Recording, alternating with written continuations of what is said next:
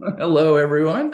Welcome back to the AAS YouTube channel. And this is part of the good stuff. This is part of the great stuff. This is the AAS Journal Author Series. And I am very happy to have Ilse De Looze with us today. Hello, Ilse. Hi, good afternoon. Or Good, good oh, morning there you for go. you, of Good course. afternoon where you are. It's bright and early in the morning on December 16th of 2024 as we record this. Let's see. And I'm in Phoenix, and we are definitely into our winter mode. So it gets a little chilly in the morning, but it warms up very nicely in the afternoon. It's the desert winter. And Ilse, where are you located at? What's your geolocation? I'm in Ghent in Belgium, so in Europe, very small country, also getting closer to winter, but it's not yet freezing. It's just dark, serious lack of sunshine, I would say. But apart from that, it's okay. Well, solstice is here in what, another days or so, and so the days will start getting longer. It's very Yeah, cool. indeed. Do you see the Northern Lights where you're at? Do you see the Aurora Borealis? We can sometimes see them. I mean, recently, yes, Yeah. but you need to really go to dark place. But yeah, it's possible to see them. Absolutely. Yeah. It's on my bit bucket of things to do in life is to finally see those. Yeah, same here. I haven't seen them either. So I should stay up sometime. I just Well, didn't maybe I'll expect come it. I visit didn't Belgium and believe we'll it. go see the Northern Aurora Borealis. It'll be great. Very cool. Very cool. And also, what do you like to do for research? There's one common theme, and that's dust. Studying dust in every kinds of environments, from how dust is formed in supernova remnants, dust in circumstellar media of stars or around supernova remnants, but also studying dust in nearby galaxies, even to high redshift galaxies, Very, trying to understand how the dust has formed in these early galaxies. very cool. Very cool. And that is going to bring us to this very awesome APJ article as soon as I find it up here. I'm a little slow here. Where is it? Here we go. Sorry about that. Boop, boop, boop, boop, boop, boop, boop, boop, boop, boop, boop, boop, boop. There we go. Sorry about that, folks. Okay. This is an APJ letter. It is open access. It's the open access era, people. You can go get a copy for free. Go get one. The Green Monster hiding in front of Cas A. JWST reveals a dense and dusty circumstellar structure pockmarked by ejecta interactions. And Ilse, take us away. Okay, so that's a whole mouthful, It is. absolutely. And people are probably wondering what's the green monster? Well, as soon as we start looking at the figures, that will become clear. First of all, I want to thank all the authors, all the other co-authors on this paper. You see that there's a huge list of co-authors, in particular. Specific thanks to Dan Milosavljevic, who has been leading the JWST Cas A program together with Thea Timmem. Big thanks also to Rob Feason, who's been really instrumental to understand actually what this green monster is and how we should interpret it. And Cool. also special thanks to Salvatore Orlando, who has Mhm. been helping also with interpretation and who has done hydro simulations already before we figured out what the green monster was, but also his simulations have really been instrumental to try and understand what the green monster actually is. Very cool. Good shout out. Good shout out. Okay, let's go ahead and get into it. Okay, so I don't know if many people are familiar with Cas A, but Cas A is one of the best studied core collapse supernova in our own galaxy. Its progenitor star was between 15 and 25 solar masses, so quite massive. Mhm. Explosion occurred around 350 years ago, even though there was no sighting because it's along a line of sight with a lot of dusty material.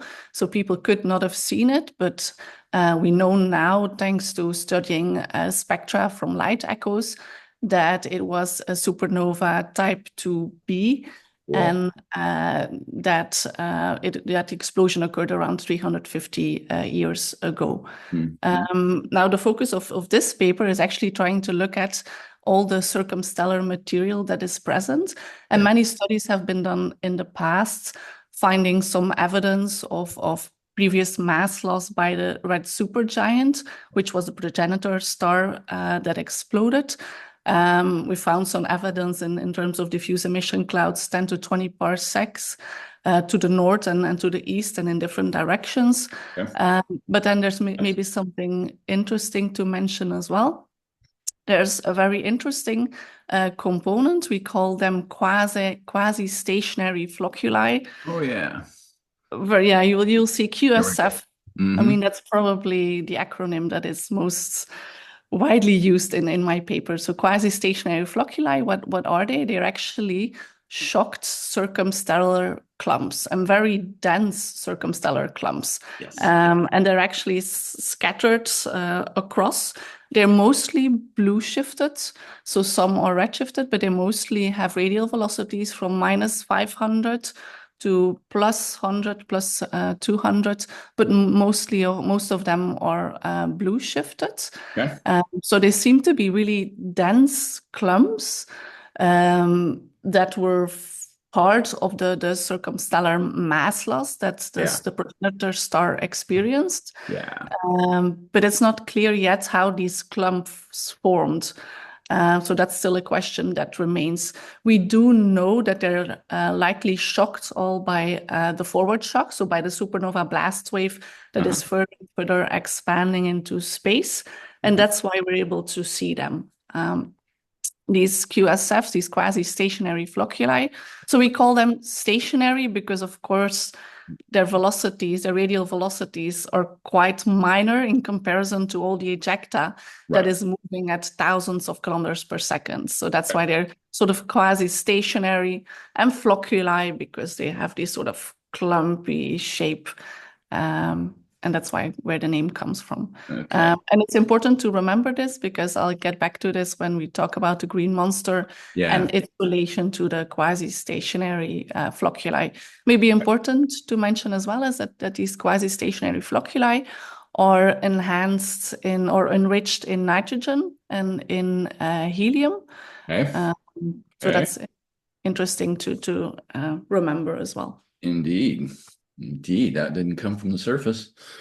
No, indeed. So that seems to indicate that this material must really come from in the inner regions of the star. And that also means, so we know that Cas A has lost a lot of its mass. We know, for instance, now in terms of if we try to look at how much mass there is in the ejecta, Yeah. we Yeah. arrive at numbers of around 4 solar masses or so. Ooh, So a lot okay. of mass has been Okay. lost prior to explosion. Very cool. Very Shall cool. we maybe go to figure 1? Sure. Let's take a look at figure 1. Get our pretty. Nice. Beautiful. Okay. Okay, so this is our multi-wavelength imaging data of JWST. You can see that we've combined a lot of different filters in here, both of NIRCam and of MIRI, so mid-infrared and Yep. near-infrared data. And in this image, you can actually see a lot of the different components. First of all, let's maybe look at the typical shape that you're familiar with of Cassiopeia A. So you really see the ejecta that is now being heated by the reverse shock. That's not going to be the topic of this paper. We're going to look at the green monster that you see in the middle. But I want to first of all point out a lot of other circumstellar dusty phases that we can see. So other mass loss, first of all, in the north, extend somewhat to the east, northeast, northwest as well. You see this red, orange dust clouds. This is forward shocked circumstellar dust clouds. And you see also an arc, and when going to the south, there's a southern arc also of circumstellar material. And in this arc, a lot of these quasi-stationary flocculi are located. So very dense circumstellar clumps. And if I say dense, the shocked densities can go to 10 to the 5, 10 to the 6 centimeter cubed. Unshocked, this would be 10 to the 3, 10 to the 4, but still quite high density. Yeah, relative. Then if we look at the green monster, that's actually the structure that you see in the middle. We call it green because of, if we look at this multi-wavelength image, it really pops up, has a green color, which is representative of the 11.3 and the 12.8 micron Miri filters. Yes. So its emission really seems to peak at those wavelengths if we compare it to the emission of the other structures that we see in this field. Nice. And we got some P's and D's here in this figure. What are these P's and D's? Yes, so we also have spectra. We have 4 different locations, P1, P2, P3, P4, where we have follow-up near-spec and Miri MRS observations. Okay. The one that will be of interest for us is, of course, position P2, which is right on the green monster. So we'll have a closer look at that. Yeah. But maybe we can go to figure 2, where we'll have a zoom in on the green monster structure. Let's zoom in on that green monster. Figure 2 coming up. What's maybe interesting to mention is that we were really baffled when those first JWST images came in. The green monster before was not noticed in any observations. Right. I mean, there have been many multi-wavelength campaigns to really observe Cas A, from X-rays to radio, covering all wavelengths. We haven't seen a trace of the green monster before. Right. We thought, at least, because once seeing the James Webb observations, we went back looking at Spitzer ISO data, and there was a trace already of the green monster. It was quite faint, so not knowing that it existed, it would have been very difficult to pick up on it. Yes. But at least the structure must be there for at least 30 years. Similar to the quasi-stationary flocculi, this structure seems to be shocked material as well, shocked circumstellar material. Now, looking at it, and maybe if you go up a little bit, I think if you look at the top part of the figure, you can very nicely see already. So all the white pinkish structures are ejecta knots, ejecta clumps that you can see.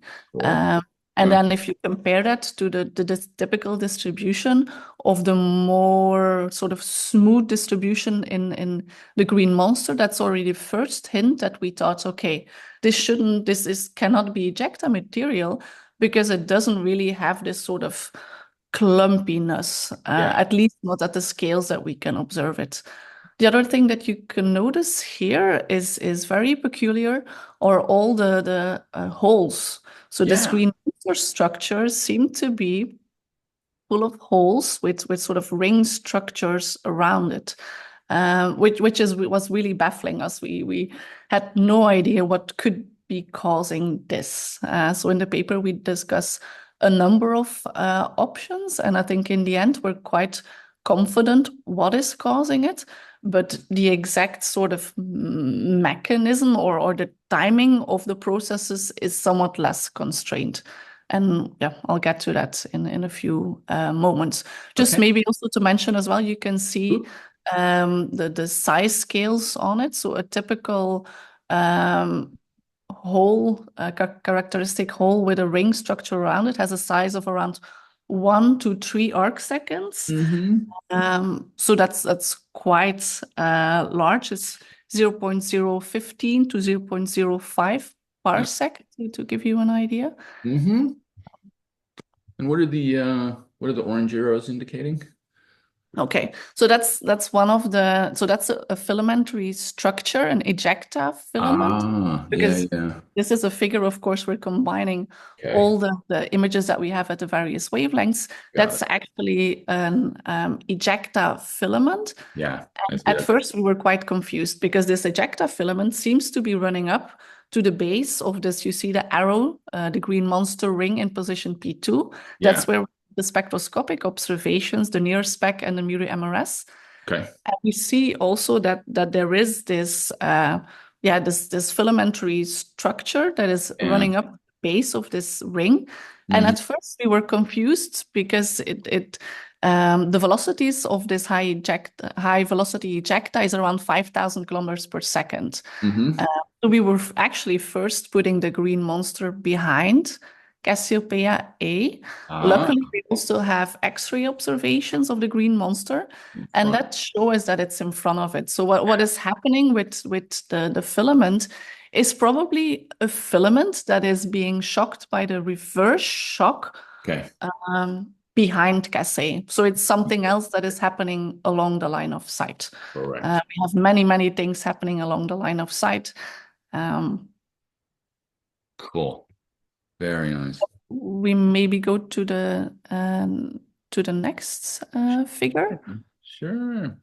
You can. We got some dust and spectra of P2. Is that P2? Yes, that's Yes, the P2. spectra of Very cool. P2. Okay, I'm with you. Let's go. Okay. So very briefly, you can see here an overview of the different emission lines that we're tracing. Top part is MIRI MRS, bottom part is the near spec data. What you can tell is that for many components, like for the oxygen 4 line at 25.9, you can see we actually have multiple components. So again, we have a lot of things ongoing along the line of sight, which makes it very tricky to figure out what's going on. Maybe we can very quickly go to figure 5, where this Now, is more. one question. So the colors here indicate the Yes. red shift? Blue, Yes, red? indeed. Yes. Yeah, Okay. yeah. So very broadly distinguish between the blue shifted in blue, the Yeah. red shifted in red, and then the near zero I've indicated in green. And Yeah. in green, so the near zero is coming from this quasi-stationary component, Good so enough. with almost zero velocity. And all the lines that we see there is the neon 2 line, neon 3 line, Yes. iron line, and you can see in the bottom part as well is the brackets Brackets. Yeah. alpha line. Yeah. Lots of pause. Very cool. Okay. I'm Maybe we can go to figure 4. Figure 4 is fine. Yeah, we can sure. go to Slide the down. Get next some one. images going here. I'm going to zoom out a little bit so we get it all. There we go. So this is actually zooming in on various regions within the green monster to give a multi-wavelength perspective of what's going on. So maybe the top part is a region where the emission is very bright. It's toward the south part of this green monster structure. Remember that And you can see one. its emission. Yes, sorry, go ahead. I just these D's were in figure one. They were marked off in boxes. So if you want to go back and reference where D1 is in the total image, it's there in figure one. So I'm good. Okay. Okay. And we can look at it at different wavelengths. So we have, first of all, the HST filter where we trace the H alpha emission. Then we have the NIRCam filter, F162M. This is this should be tracing an iron 2 line. And we know that this iron 2 line is typically seen in shocked circumstellar material. So this should be really tracing shocked material. Okay. Then we have the NIRCam 444 filter, so the 4.44 filter. In this case, we're probably tracing. So if first of all, what I should mention as well, if we look at all the MIRI images, we're purely dominated by dust emission in the green monster. So it's really dust emission that dominates at the MIRI wavelengths. NIRCam, it's less clear. I think we really need to do a careful analysis. There can be some hot dust contributing. There can be some synchrotron emission contributing. So it's somewhat less clear what is going on. Now, in the second and the third column, you also see that there are green contours on there. Yes.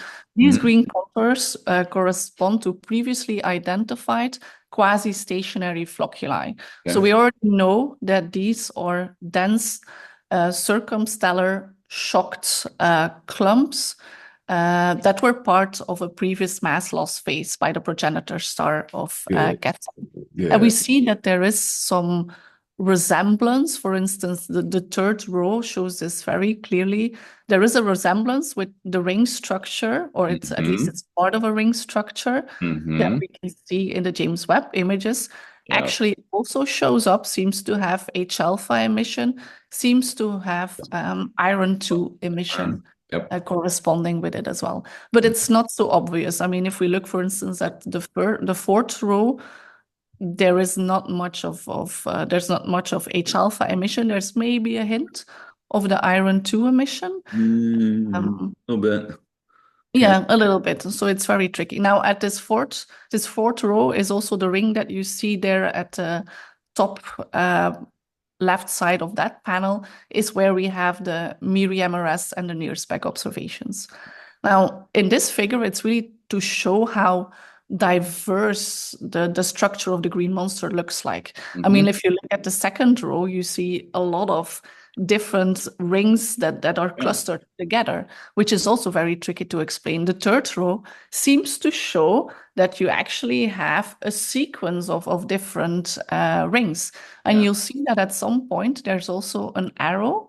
And this arrow is actually pointing to the explosion center, so where the explosion should have occurred.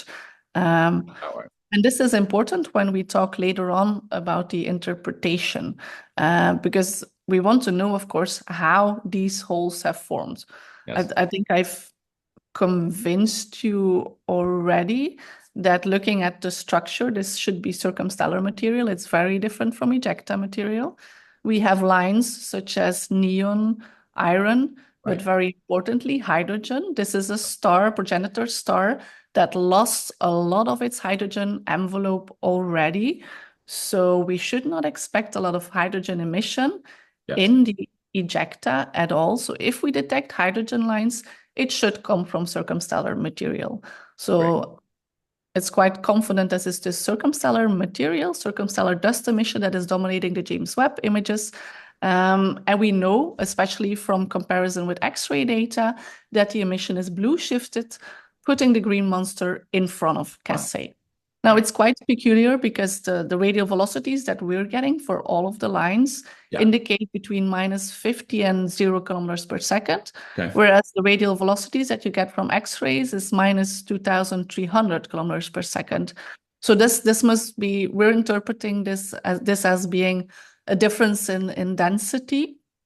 The forward shock is, we're probably tracing these dense circumstellar knots where the forward shock is significantly slowed down, which is why the radial velocities are probably also quite a lot lower than the more low density X-ray emitting material. I'm with you. Very cool. And yes, you have convinced me. So that's fun. Maybe let's have a look at figure 7 before we go into the interpretation of where or how the holes were formed.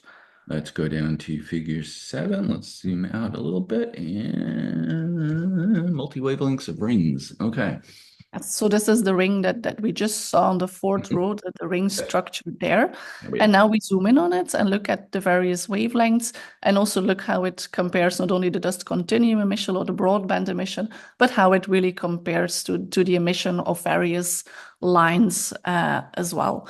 So yes, the one where your cursor is right now is sort of a multi-color dust plot. And the green circle is sort of trying to reproduce the location where the dust emission is coming from.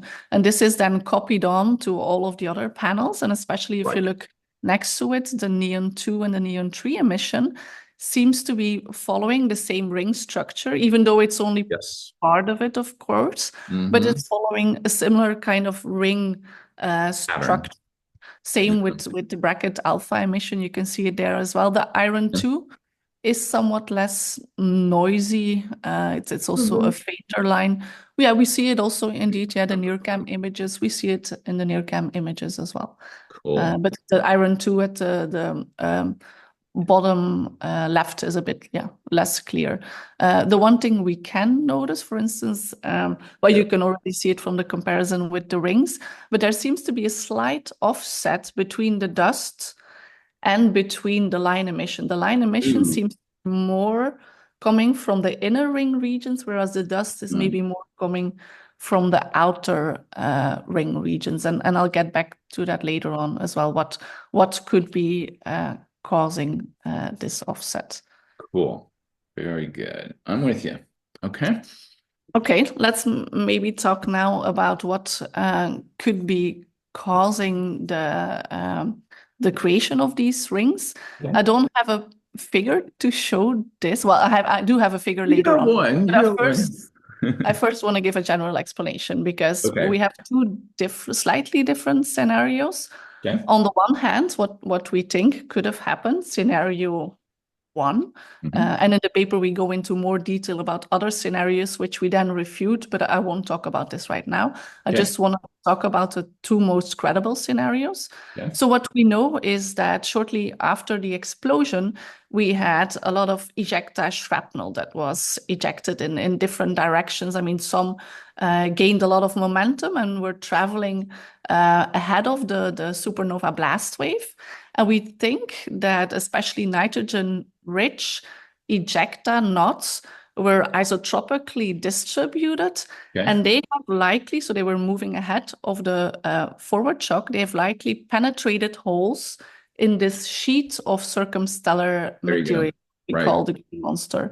Right. And that's why you see these holes. Right. So Now, there, what yeah. is creating the ring structure? It could be that there's sort of a shock wave created, a Yes. mini shock wave that Pops. is sort of going in the opposite direction than the direction of the movement of the ejecta, so that you get this sort of shock wave that is gradually creating a ring and is sort of piling up material in this ring structure. So you get this hole with a ring around it. Or Cool. it could also be simply a compression wave, just a simple pileup of Oh, material yeah. and not so much of a shock. But we don't, it's Okay. very tricky to test that because it seems most of the rings are really in the plane of the sky. So it's very tricky to know what's going on in the plane of the sky. So Okay. we don't really know. What we do know that this is a very likely scenario, and what could play a role is what I've shown you in this figure. The line emission is more internal to the dust emission. It could be that this shock wave Yeah. is maybe okay, it's ionizing the gas, it's exciting the gas, so we see the line emission. Sure. But in the inner regions, it could also be destroying some of the dust, and that's why you see the dust more. So it's a sort of related to the lifetime of the dust, where we see the dust emission emitting. Now, you would think, okay, are these bullets, are they big enough? Well, are they Yes. massive enough? So Yeah. these ejecta knots typically have a density of 10 to the 2, 10 to the 3 per centimeter cubed. Okay. And they have sizes of hundreds of AU. Okay. So you really Okay. should think of very massive Jupiters. Oh, big bullet. I mean, this typical size, it's just they're immense, right? Yeah. And they're moving at velocities 10,000 kilometers per second Yes. Yes. on average. So they really move very fast. I got some kinetic. So we think it's definitely possible, and the plan is to now also work on hydro simulations to prove this. Okay. Now, coming back to the second scenario, and I don't think we can prefer either of the two at the moment. They're both equally likely. So Okay. first scenario was purely interaction between ejecta knots, circumstellar medium, and I should mention in scenario one what we have. So we have a circumstellar medium, we have ejecta knots that create the holes. Yes. The time scale wise, we think this happened roughly 270, 300 years post-explosion, so about 50, 75 years ago. And then after that, we had, of course, the supernova blast wave hitting this sheet of circumstellar material, the green Light it monster. up. Light it up. Yep. Now, in scenario two, we still need the interaction between the ejecta and the circumstellar material in the green monster. Okay.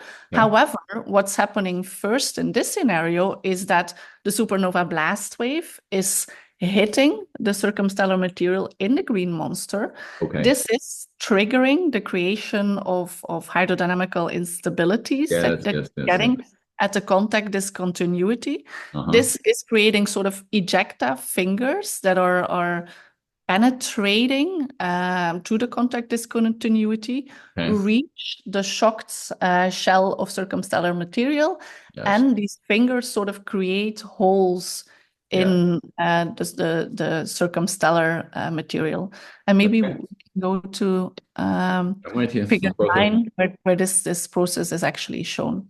you. So Okay. it's basically, it still requires interaction between ejecta material and circumstellar material, but the timing is different. So here you see it Yes. very nicely on the right, where you really have material. So you have this mixing regions where, because of the hydroinstabilities that you're getting, you get ejecta material that is moving, is able to move through the contact discontinuity all the way up to the shocked material. And then if you look on the left-hand side, we actually, this looks quite representative of the rings and the holes Yes. that we see in Yes. Cas A. Mm-hmm. Going then maybe to figure 10 as well. In this case, we show a specific comparison between some of the observed structures on the left, and on the right-hand side, the Yeah. model structure. So you can see there is actually Very good. quite good agreement Very there. good. I should mention that these simulations were actually not run to try and reproduce what we're seeing in the green monster. They were actually ran beforehand. So it's sort of independent confirmation Yes.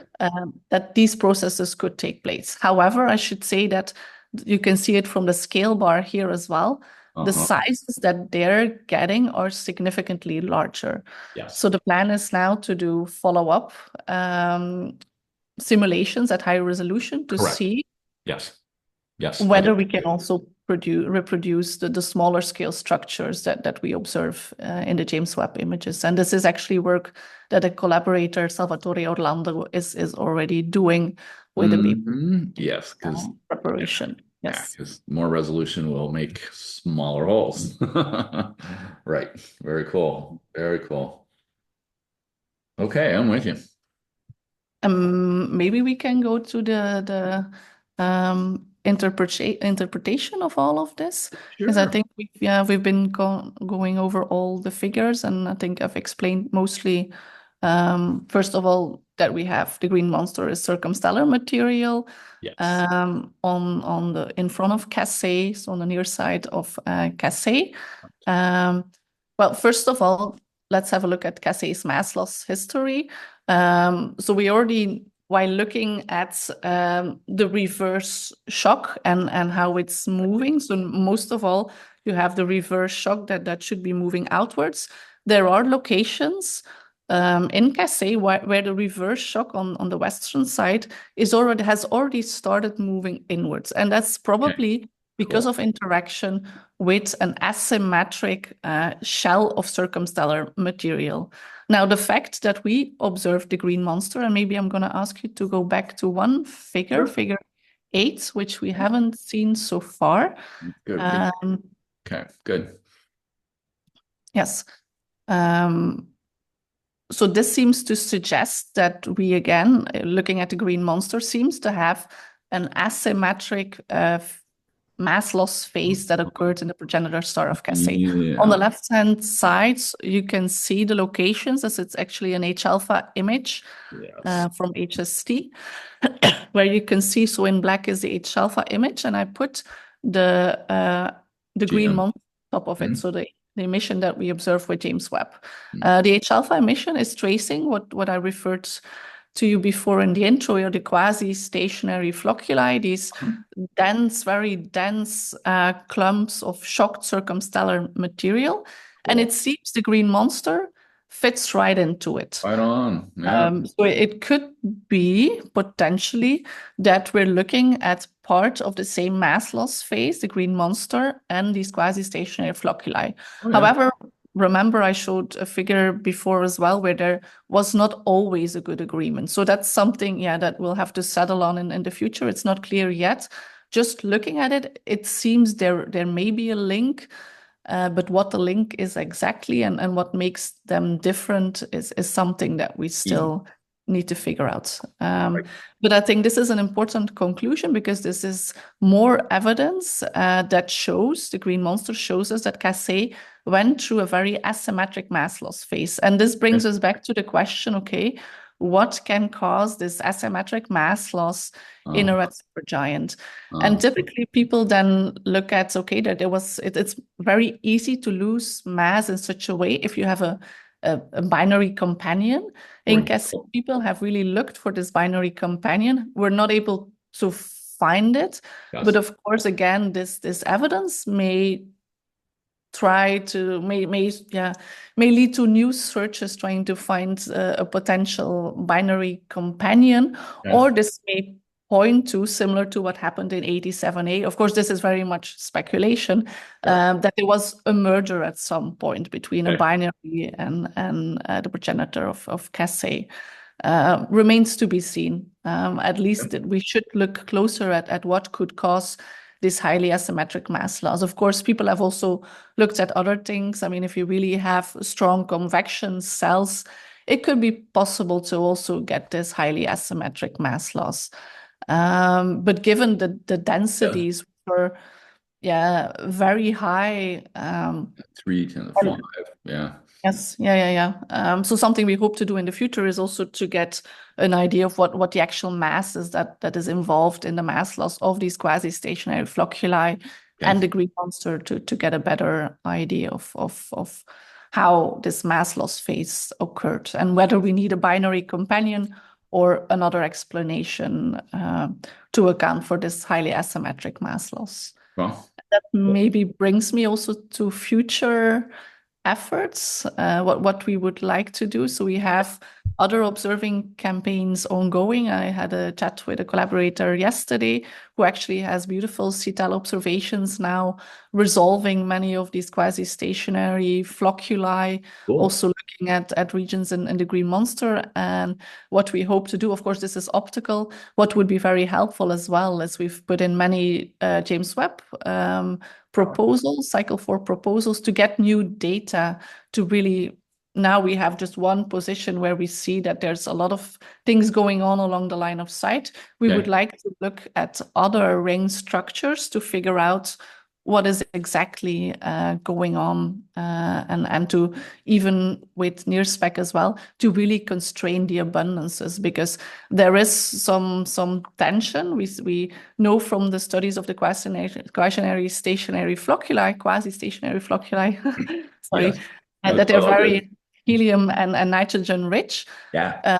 But Yeah. looking at the dust emission spectra, and that's something that I'm doing as well, or the shape of the dust emission continuum spectrum is that it looks very much like a specific silicate type of grain Okay. with Okay. iron in it. Mhm. But it seems to be at Yeah. odds with the material that is typically lost to CNO cycles, material that is typically lost Okay. from the more inner regions of the hydrogen layer of the star. So does this mean that it's maybe from a different part of the star, or what's going on? We can definitely also learn something more from looking at the dust. So I think follow-up observations and simulations are going to be key to figuring all the details out of what's going on with the green monster and the asymmetric mass loss in Cassiopeia Yeah. A. Yeah. Very cool. Very cool. Beautiful. Beautiful. Beautiful. Ilse, I want to thank you so much for walking us through your very awesome APJ lid. I'll get up Thanks there. for giving me the There chance to it do is. so. It was a pleasure. Yeah, very good. Very good. Let's see, and you already covered the future directions a little bit. So that was cool. Um, do you expect some of these future programs that you described coming out in the next year or so, or are these a little bit longer term adventures, or where are we? Yeah, I think definitely in the next year. I think the Cool. CTEL observations Mhm. they should come out in the next year, 2 years, and Mhm. then depending on how quickly we can get new James Webb observations, I think that will be very crucial. I mean, with James Webb, especially near spec MOS observations, you can really cover Yeah, a lot of many quasi-stationary flocculi regions in the green monster to almost map out what the abundances are, helium, Yeah, well, nitrogen. that would be very, very good. Okay, Yeah. JWST Tech, give them some time. Yes. Very cool. That's my shout out to you. Very good. Ilse, I want to thank you so much for walking us through your very awesome article. That was great. Very You're good. welcome. Yeah, very good. And that will do, everyone. And I hope this made your shocking green monster days just a little bit better. And we will see you on the next one.